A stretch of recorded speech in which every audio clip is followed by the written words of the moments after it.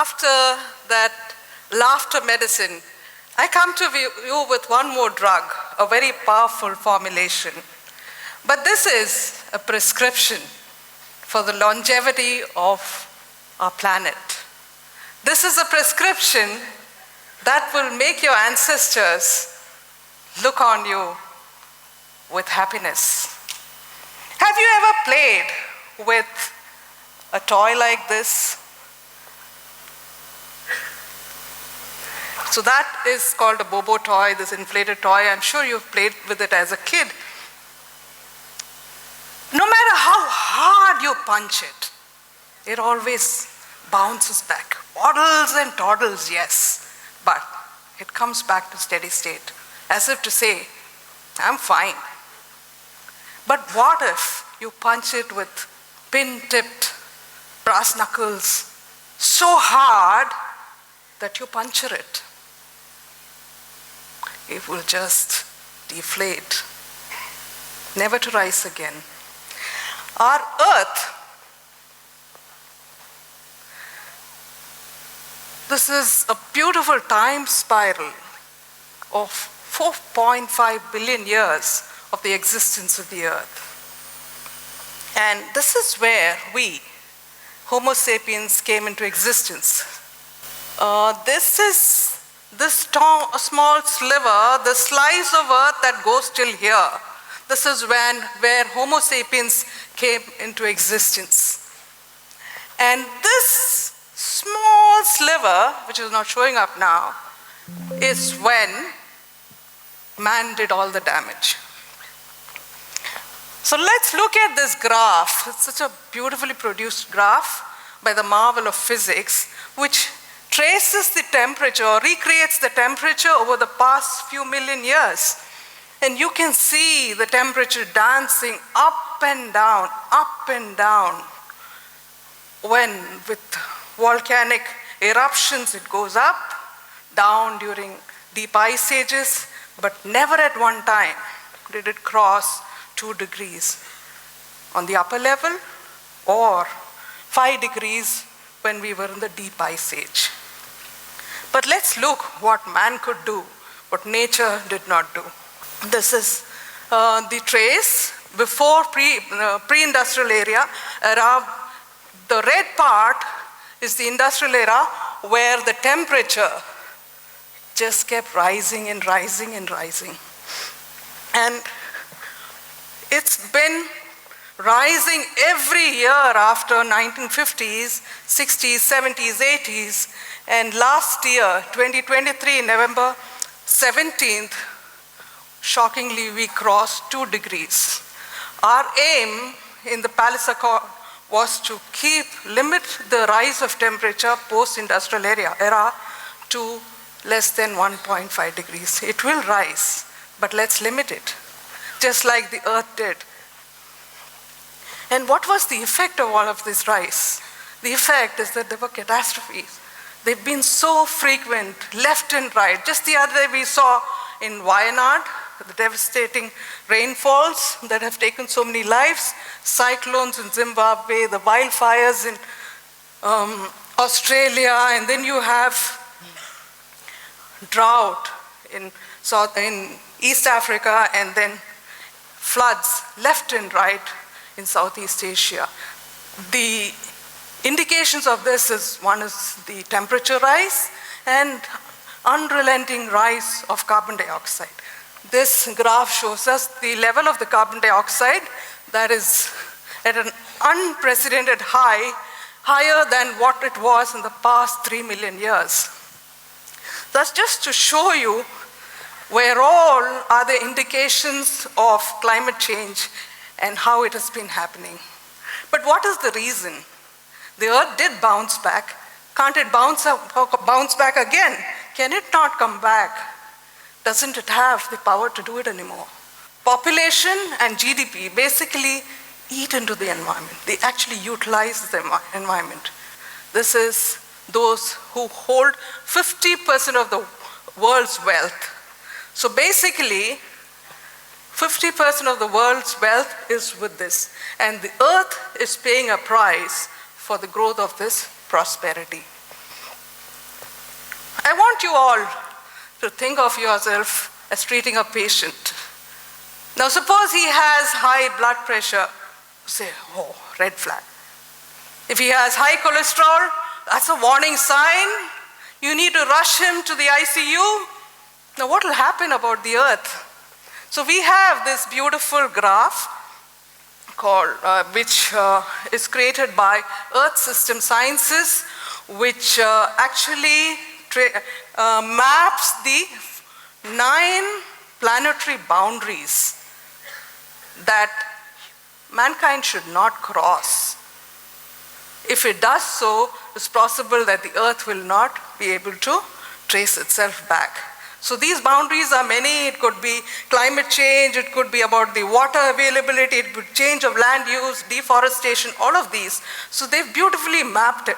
There are 9 boundaries so far. But alas, this year we have crossed 6 of those 9 boundaries. So that's the situation that we are in. Fortunately, our wealth, the investors are moving on. The investors are the first to realize and change themselves because the evidence is all around us. And fortunately, the investors are moving away from baby boomers like me to youngsters like you.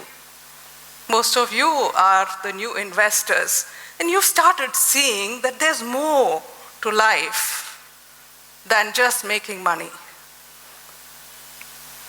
There's evidence to show, there's a lot of research that says that about 73% of the new investors are putting their money in ESG stocks. We'll see what ESG stocks are, but they are saying, yes, we care for the environment. What is the motivation? What is the reason that they do that? And are the companies responding? Yes, because investors are big stakeholders in the companies. Therefore, businesses also are responding.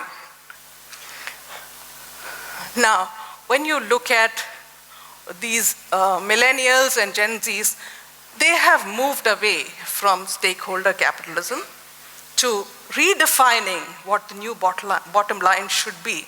What was first just financial bottom line has now become planet, profit, and people. All 3 together. All 3 move together. So as an industry, you started putting in resources and making sure that all of them get served. And this is what ESG is about. ESG is this new force, this invisible force that brings together all of these feelings and this ability and these concerns that we have for the environment and put them together in one basket and make sure they're attainable goals. The environment, social, and governance goals. Now, when you look at these goals, it's good to have them, but it's also daunting to achieve them. So we had the UN Sustainability Development Goals. They all map very well to all these new definitions of how we should run the new world, how we should shape the new world. So I have mapped the environment pillar to showcase to include the SDGs for the environment and the social pillar and the governance pillar. All of it is the same, but ESG, of course, is more of a quantitative concept. Now, you would think, but why should I? Where am I in this conversation? It's all for businesses. They need to attain carbon credits. They need to observe good labor laws. They should have good governance. But this is where we are important too. We are all a stakeholder in this conversation. We are participants in this conversation as employees, as consumers, as a community, as investors, as business owners, managers, executives. In some way or the other, we all of us have to participate in seeing that this crisis is addressed by whatever powers we have in the whole concept. There is this beautiful graph of the Gundersen Health Center that is there in the US, and over 6 years, this hospital has become grid-free, doesn't draw energy from the grid. They tapped wind energy, they tapped biomass energy, they've tried solar. Of course, the graph shows that when you have more patient load, yes, it grows. But they had a goal, they had a target, they worked on it, and step by step, over a year, they've reduced fossil fuels to almost nil. And then we have this example in India about Kailash Cancer Center that has the largest solar concentrator in the world. So that they've diverted a part of their funds towards creating this solution for energy saving.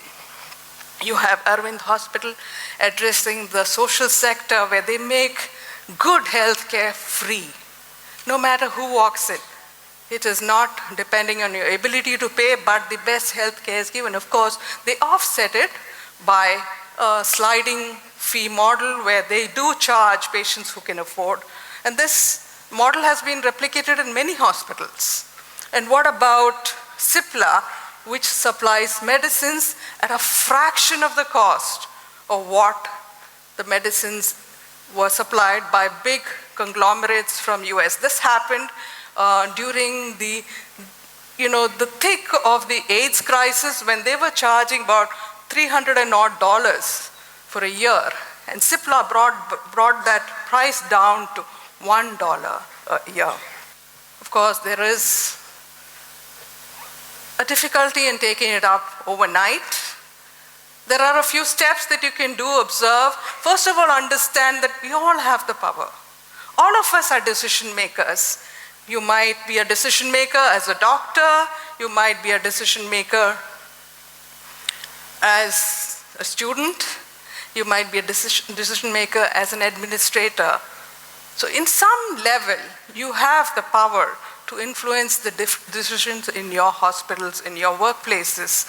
And these are times when you should ask yourself, am I also addressing the needs of the planet? Sustainable procurement. This is quite interesting because whenever you treat a patient is not going to go to a hospital because it's cheaper. Or when he's really sick, the closest hospital is the one that he will go to. So that decision is not so much the patient, but when a hospital procures items, you have the opportunity to take major decisions. For example, if you have a company A that produces a molecule but does not observe ESG, and you have a company B that produces the same molecule but follows ESG, obviously the company A will charge lower. So you have the opportunity to take a decision. Is it on price, or is it because their values align with you and your values are good for the planet? So these are times when you can take decisions about sustainable procurement, stakeholder engagement. I'm reminded about the COVID-19 era when everybody came together, governments, people, the community, the suppliers, producers, and the hospitals. All of them were in great conversation to see that this whole pandemic is addressed in the most efficient way possible, more people are saved. That was a fantastic example of stakeholder engagement. You're not just an individual. We are an individual who are part of our business, part of our hospital, part of a country, and part of this globe, part of this planet. So we have the ability to keep it going and saving it. We still have that ability. And my dear friends, there is no planet B. So we have to take care of the one we have. I'm sure all of you have the power to do so. Just keep these values alive, and I'm sure we'll have a beautiful planet for our ancestors. Thank you.